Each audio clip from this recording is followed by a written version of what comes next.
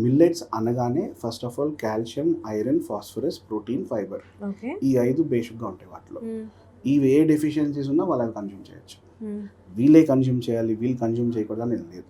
So వీళ్ళు consume చేయొద్దు అన్న వాళ్ళు ఇంతకు మనం డిస్కస్ చేసుకున్నాం. ఫుడ్ ఇంటాలరెన్స్ ఉంటే కనుక వాళ్ళు మానేసి వేరే ఏదైనా ట్రై చేసుకోవాలి.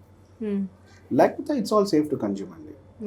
బట్ పాయింట్ ఈజ్ వీటిని మనం ఉడికించే పద్ధతి కానీ ఎంతసేపు పొయ్యి మీద పెడుతున్నాము వీటిని మనం చూసుకుంటూ ఉండాలి.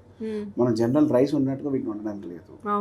సో ఒక గంట నానబెట్టడము, తర్వాత వీటిని ఒక టెంపరేచర్లో బాయిల్ చేసుకోవడము, దాన్ని డ్రైన్ చేయడము, తర్వాత డ్రైన్ చేసి దాన్ని కొంచెం పొడిబార్చుకుని దాన్ని తింటాము. ఇలాగా దాంట్లో కలుపుకునే మిగతా కూరలు, పప్పులు ఎలా రైస్ లాగా కలుపుకుంటాం. బట్ కుకింగ్ మెథడ్ కొంచెం డిఫరెంట్ ఉంటుంది. అంటే ఇంక్లూడ్ చేయొచ్చు చెప్పాలి అంటే.